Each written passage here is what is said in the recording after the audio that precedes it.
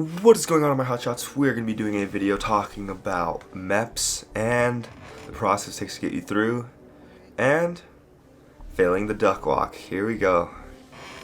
So basically, I don't know if you guys can tell or not, but I have joined the Air Force. My job is going to be security forces, but it was a long process for me just because there's a lot wrong with me. Not really me, but just with the military system and requirements to join and everything.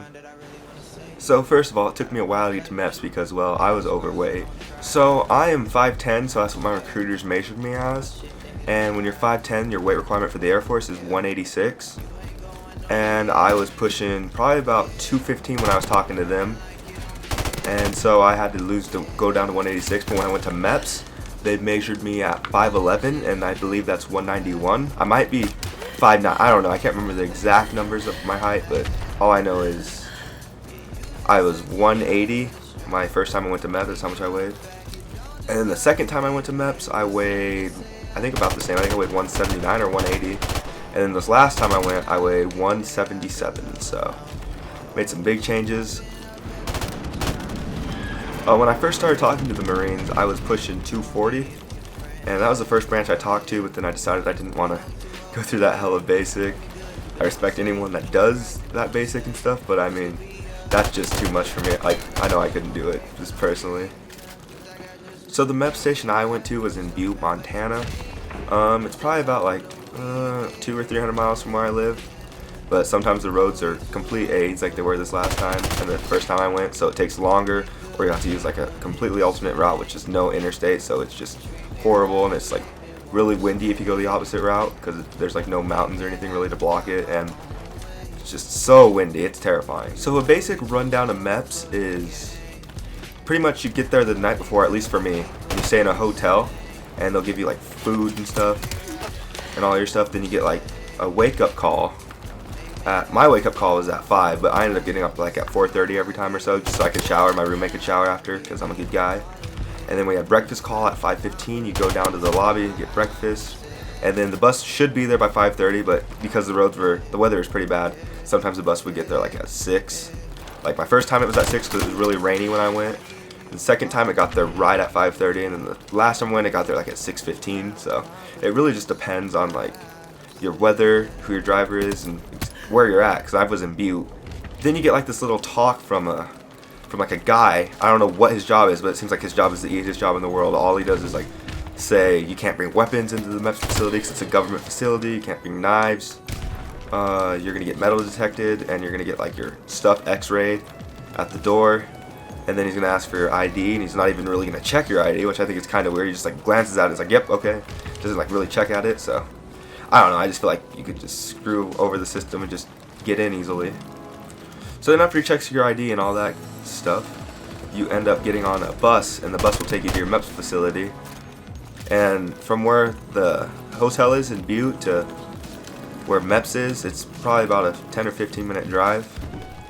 And then for us, there's an officer that would say, if you've been here before, go up front and go in right now. If you haven't, sit in there. And so if it's your first time, you just stay in the bus. If it's not, you just go in there, then you do your fingerprints, and you just go to what you failed last time. You just go to that certain area of the facility. But if it's your first time going to Meps, they'll have you go through the metal detectors and all that stuff. Then after that, they're gonna get your fingerprints done, and then they're gonna verify your social security number and make sure your name's spelled right on some paperwork and stuff.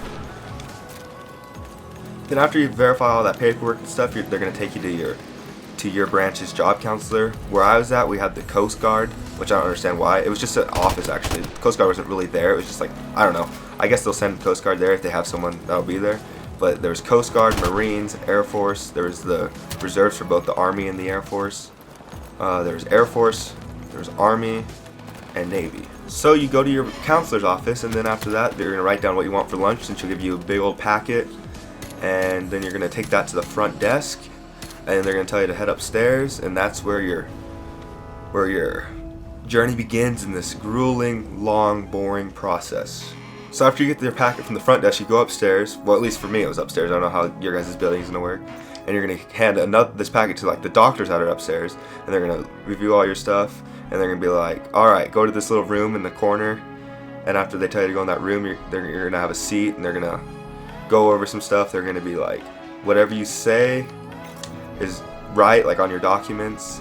And if you're lying about stuff that's not on your documents, it could go against you, and that you can get arrested and stuff. My recruiter said that that's bullcrap. They can't do that. I don't know if it was true or not, but it's just what he told me.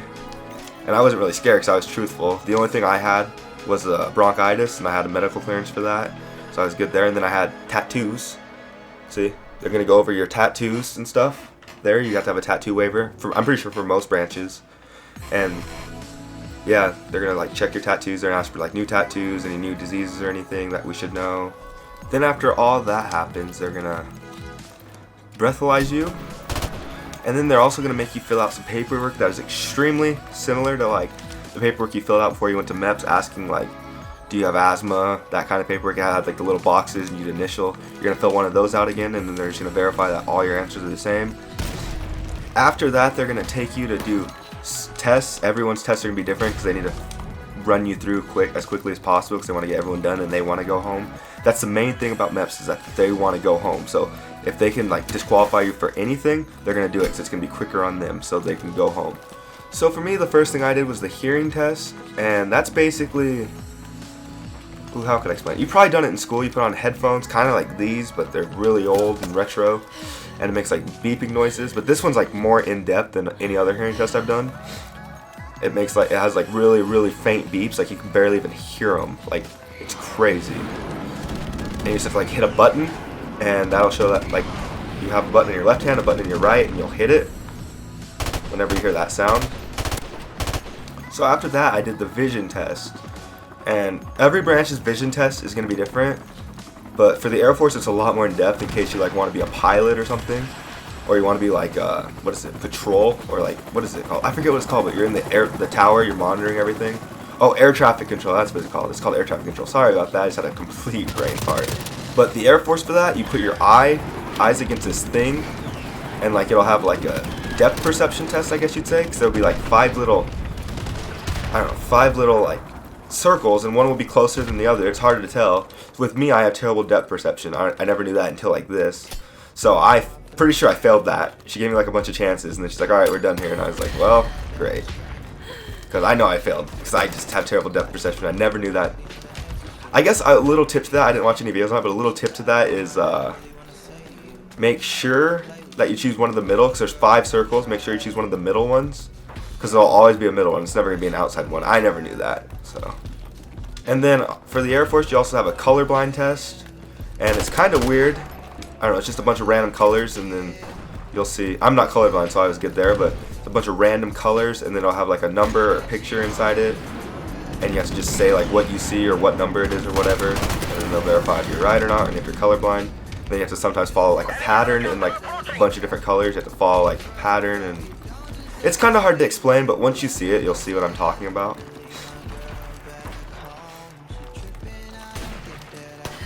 And then another test I had to do, I think this is for air traffic control as well, is where you have to read like the text, and you have to like read it clearly, as clearly as you can, and not mispronounce the words. And for me, I mispronounced the words. So there were some words I never even heard of in that thing, and like I missaid the same word probably 3 or 4 times. But luckily the doctor was cool and let me keep doing it. I just kept missing the same word every time. I'd say it like a different way, or I'd say it the same way I did before, which is kind of funny. And then she's just like, all right, stop now. And I was like, all right. She couldn't stop laughing, but it was hard.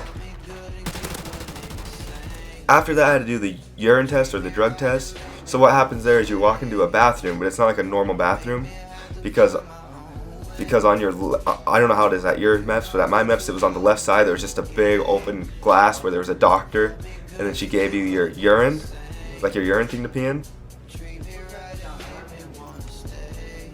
So after she gave you that, you'd go up against a urinal and you'd put your feet at a certain spot so they could see like where you're peeing and make sure it's your pee, not no one else's. And they're gonna watch you pee into the cup. A little funny thing about this is like there's a guy that was going in the Navy my first time, and he couldn't pee in a cup, so he had to go back to Meps just to pee in the cup.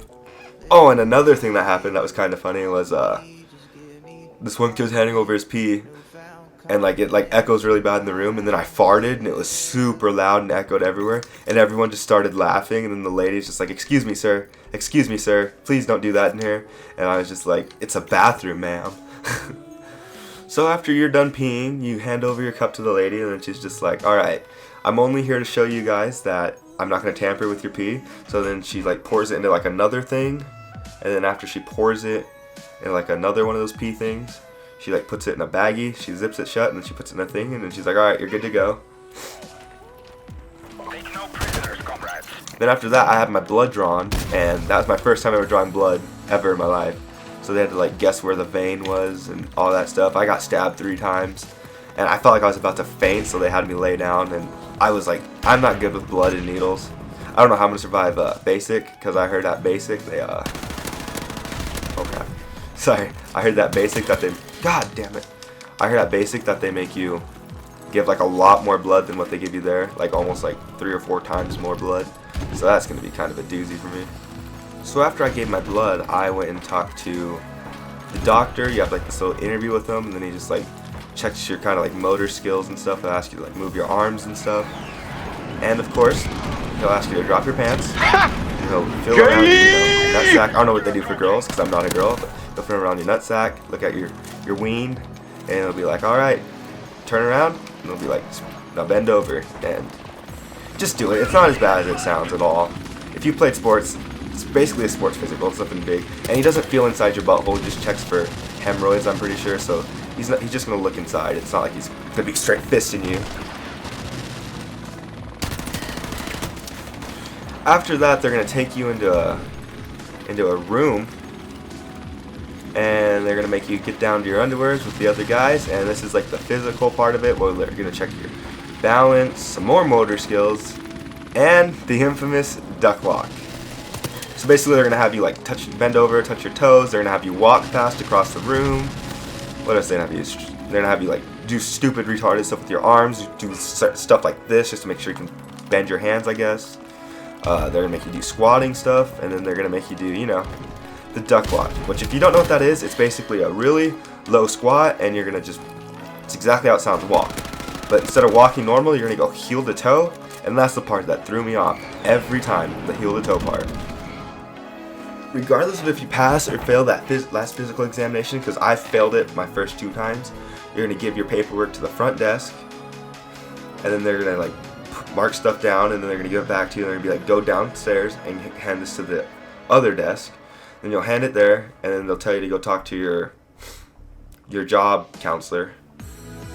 The first time I talked to my job counselor, and she was like, what, the duck walk out of everything? And I was like, yep. And so just kind of was like in shock, and then she's like trying to give me some tips and stuff, and she's like, all right, we'll see you again soon. And I was like, all right.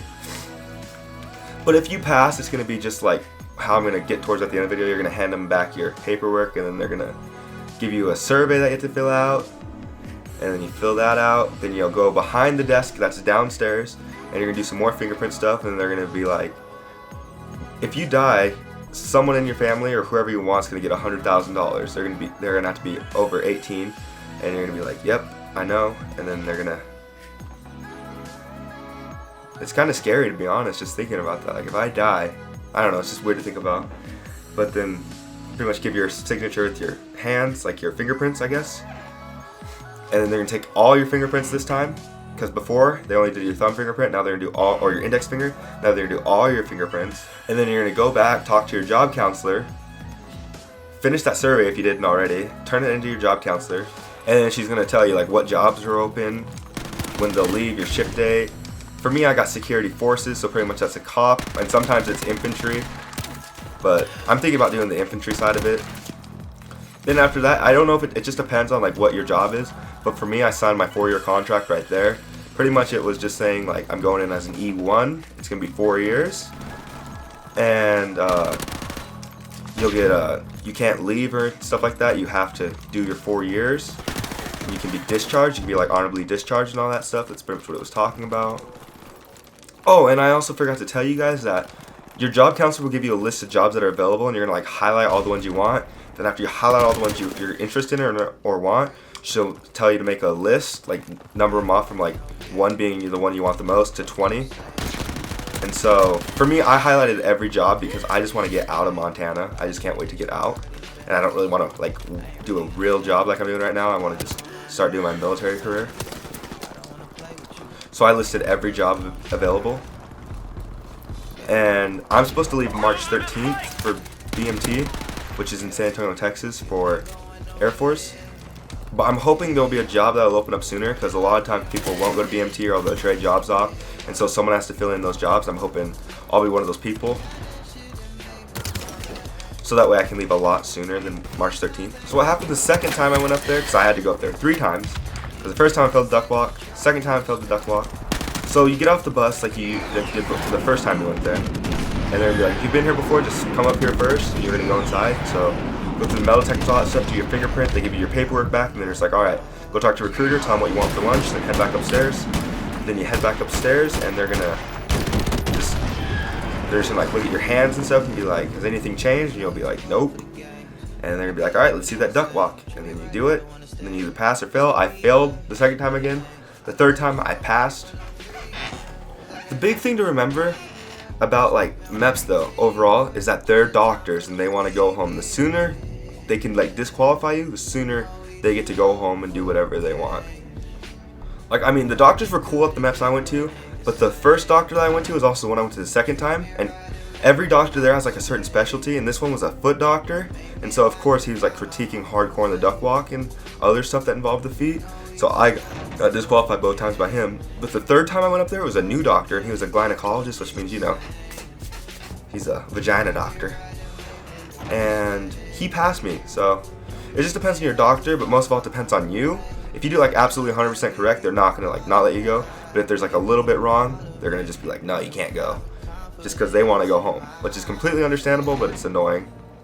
So like I forgot to tell you guys, after you sign your contract and stuff, and you're gonna go enlist and say your oath, and you go into like a little separate room, and you're gonna raise your right hand, and you're gonna, I can't remember what all you say, but then you just say at the end, so help me God. You can say that if you want, you don't have to say it, it just depends on your beliefs. I said so help me God because it doesn't bother me at all.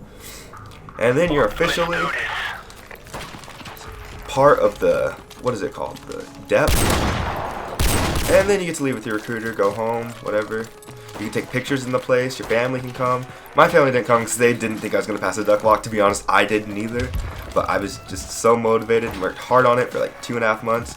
Honestly, that's the one thing you guys just have to keep your head up. It'll happen eventually if you fail the duck walk. That's how it was for me. It took me 2.5 months. If you really want to do the military and you're motivated enough, it'll happen. Trust me. It happened for me, and I am just so unflexible. Just keep your head up and just keep practicing.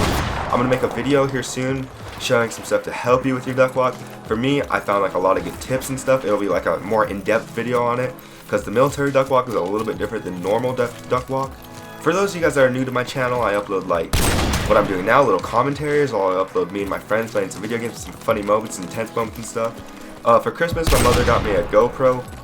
She didn't want me to say anything, it's like my little brother and sister, you know, because they're still believing Santa, but she gave me a GoPro, she was telling me.